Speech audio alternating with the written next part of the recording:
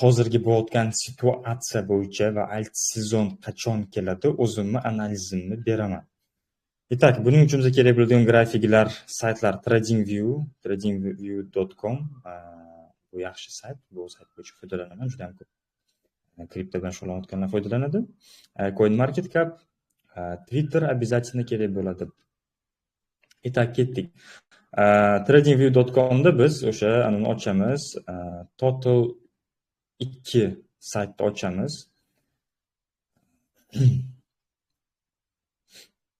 Itak, poistda Total 2 ni topamizda, Total 2 ni analiz qilamiz. Endi bu nima degani? Total 2 bu hamma o'sha kripto bozori, Total 2 bu hamma altcoinlarni общий kapitalizatsiyasi, Bitcoindan tashqari hamma altcoinlarning общий kapitalizatsiyasi Total 2 hisoblanadi. Tak, hozir 900 milliard dollar da общий. Endi o'tgan bichi sikl, bichi zabek etib beradigan bo'lsak, bu 200 milliarddan boshlanganda 1,6 trilliongacha bu chiqqan. Bu примерно 800%. Da 800% o'tgan zabekda, o'tgan bichi siklda bu 800% narxi o'sgan, 800%ga chiqqan tepaga. Bu 8x da, ya'ni o'sha 200 milliarddan 1,6 trilliongacha altcoinlarni pump qilishgan. Endi bu siklda qanchagacha pump qilishadi, qachon altcoin keladi? Bu bo'yicha hozir aytib o'taman.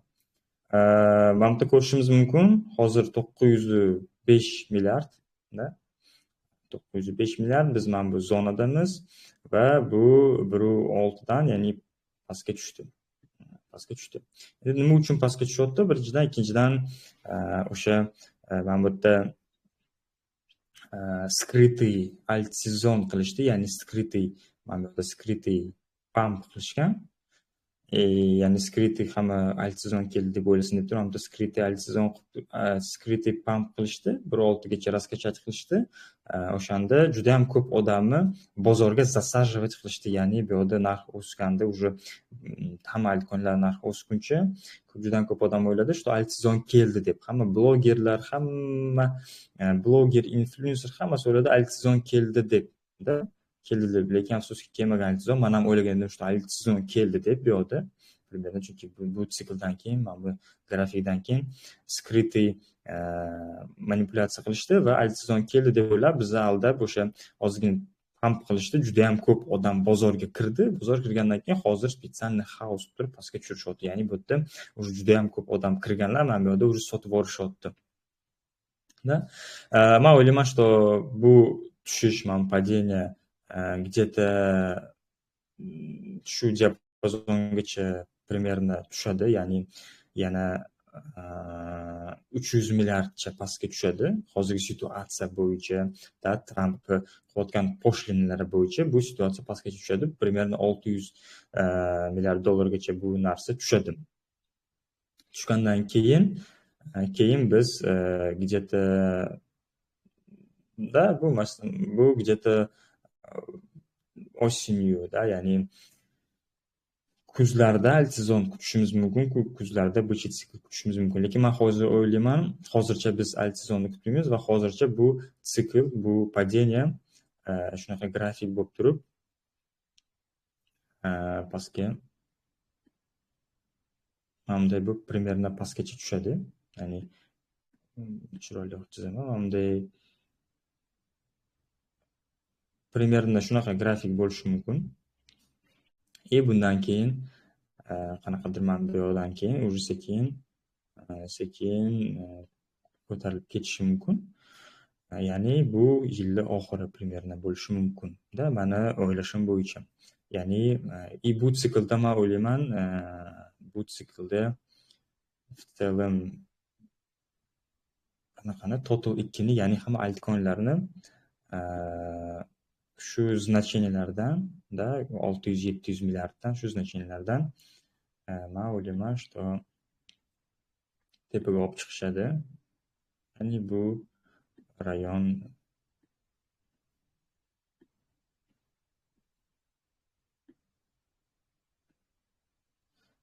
biri 6 bo'lsa, tak 600 trillion bo'ladigan bo'lsa, 600 milliard bo'ladigan bo'lsa, mana shu значенияларgacha ma'lum emas, что bu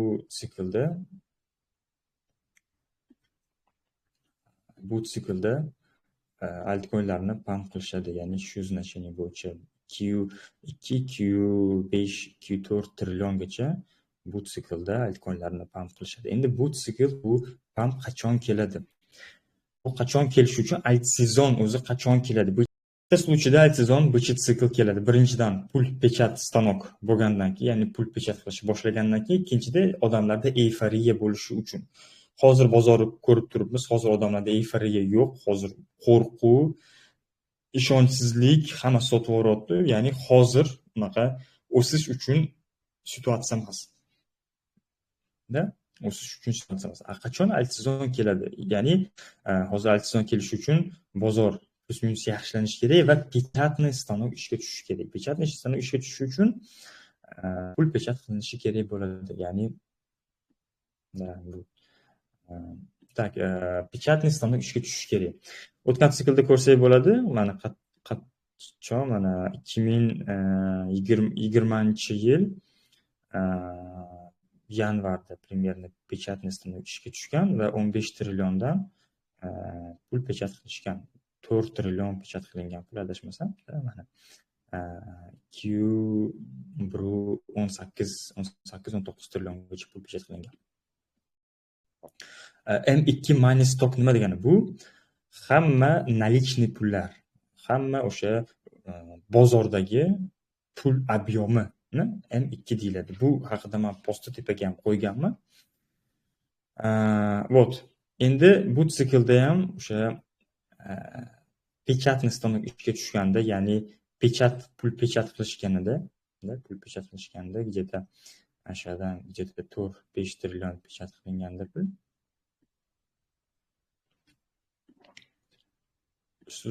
Shu значениyadan 21 bo'lsa 25 milliardgacha pul pechat qilinganda, ya'ni 3-4 trillion pul pechat qilinganidagina budjet sikl, ya'ni o'sha sezon kelishi mumkin hozirgi situatsiya bo'yicha. Chunki hozir bozorda euforiya, hozir bozorda ishonchsizlik, euforiya narsa degan yo'q. Hozir bozorda ishonchsizlik, hech kim sotib olgisi kelmayapti tokenlarni, hamma qo'rquv, hamma sotib yuboryapti. Bu o'sha katta manipulyatorlarning ishi ham shu. Shuning uchun qachon o'sha M2 pechat qilinganda, ya'ni pul pechat qilingandagina bozorda alt sezon keladi. Ya'ni alt sezon budjet sikl kelishi mumkin. Pul pechat qachon qilinishi biz bilmaymiz, lekin ma'lum emas, что Tramp kelgandan keyin bozorga qanaqadir yangi likvidnost olib kirish uchun yaqinda pul pechatniy stanok ishga tushishi kerak. Hozir общий kriptovalyutaning kapitalizatsiyasi 246 trillion. Ma'lum, что biz o'sha aytib o'tganimdek, altcoin'larni aytib o'tganimdek, biz pastga bir tushamiz. Ya'ni ma'lum значениесі 3.6 bo'lsa, примерно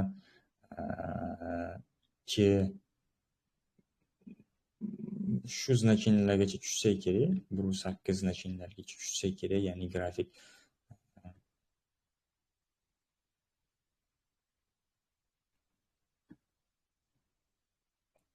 qanaqadir shunaqa ko'rinishi mumkin grafik. Shundan keyin qanaqadir amatda razvorot bo'lib turib, tepaga uchib chiqishi mumkin. Endi chiqish bunaqa bo'lmaydi, chiqish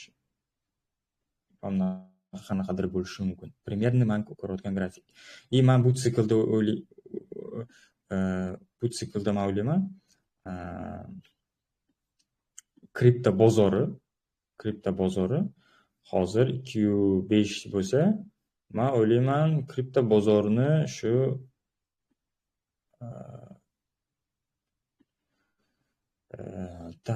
kripto bozorini 7-8 trilliongacha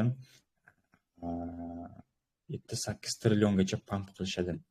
O'tgan sikl oladigan bo'lsak, o'tgan sikl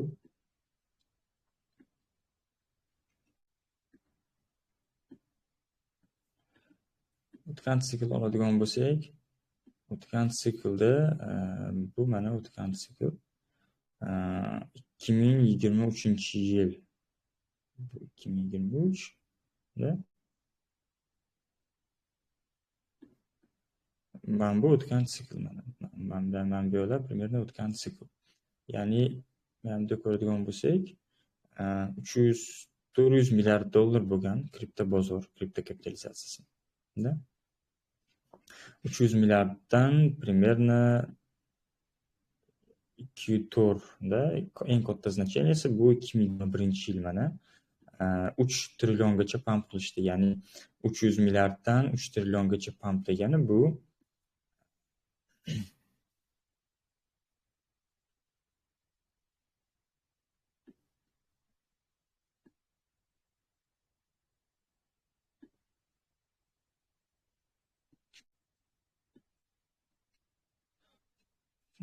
ya'ni yo'q, 2000 biz 2020-yilni ko'rishimiz kerak mana bu yerda. Ya'ni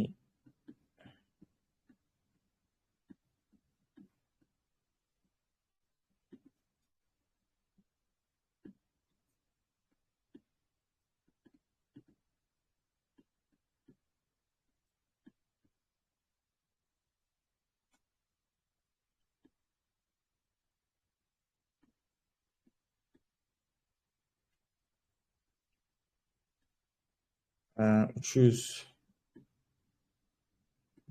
500 milliarddan bizni o'sha 205 milliardgacha 205 trillion dollargacha pump qilishgan. Ya'ni bu 5-6x da общий kripto bozori. Bu bozorda bu siklda ham o'ylayman shunaqa примерно значение bo'ladi. Ya'ni o'sha pump где-то bozor pastga tushadi, ya'ni bozor bunaqa ko'rinishda pastga tushib 1.6largacha tushadi общий kripto bozori va pump bo'ladi. Pump men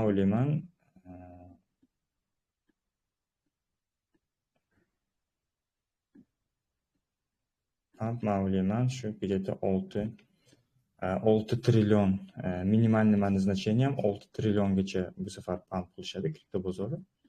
6-7 trilliongacha pump qiladi. Ya'ni bu hozirgi значениеdan 1.6dan примерно 5x, ya'ni 5 barobar pump bo'ladi.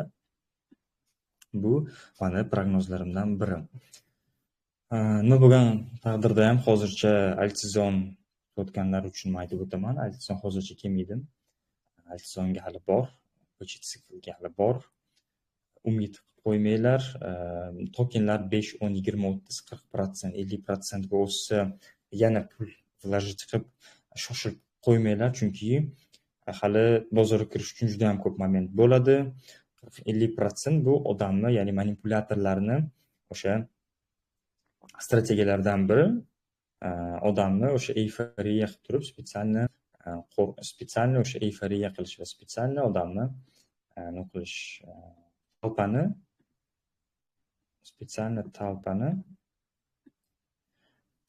spetsialni talpani euforiyaga solib, bozorga ko'proq pulni olib kirgandan keyin bozor damp qilishadi, damp qilib turib, ya'ni bozorni damp qilib pulni yana sotib olishga majbur qilishadi. O'shaning uchun tokenlar, kripto bozor 5, 10, 20, 30, 40, ya'ni 100% ga ham o'ssa, yana pul vложить qilib shoshilib qo'ymanglar.